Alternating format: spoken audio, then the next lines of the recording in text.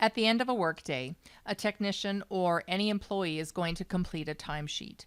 And when we are a mechanic or a technician where there's billable time, that timesheet allows us to pull in that billed time into our timesheet and then just account for anything that any residual time. So to do this, we're going to navigate to timesheets from the menu. And then I'm just going to use our little sandwich menu to give us more real estate. Here we're going to tap on the new button to create a new timesheet. The recommendation is to do this daily. And when you do this daily, there is little that's going to need to be entered in the top portion of this screen. You'll see we have a shift date that we can adjust back. If for some reason an employee forgot to enter a timesheet, they can define it for a specific date. The shift start and end time can as well be adjusted, and the notes, they can capture information if you need to communicate that to a supervisor, for example, because the last thing that's going to happen with this timesheet shift is it's going to be sent to the supervisor for approval. Let's take a look at the section where we start to build the timesheet.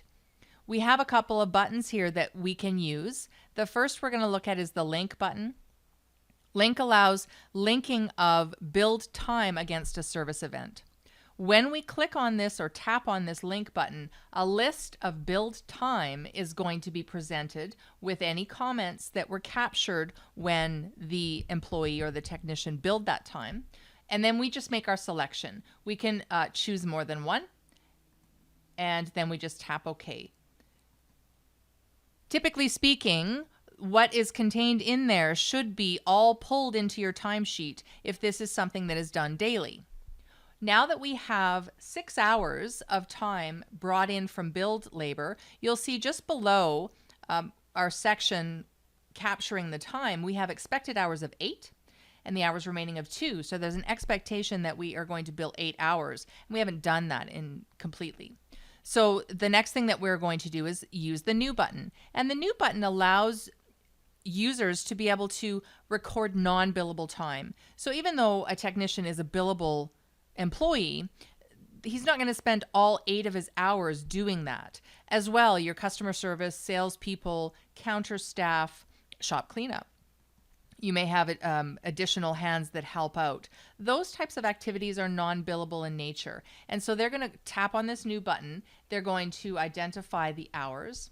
And then in the activity, we get to select what that activity is. And this list of activities is custom driven. You'll see I have administration and shop cleanup. Your list can be as long or as short as you like. That's something that is defined by your business. So I will select shop cleanup and I'll tap OK.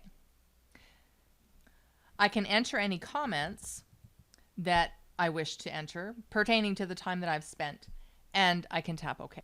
Once I have completed my timesheet for all the hours that I need to complete, at the very bottom, I can tap Request Approval. That's going to send it to my supervisor. So when my supervisor accesses his list of timesheets to approve, this is going to be in there. He can either approve it or he can send it back to me requesting more information.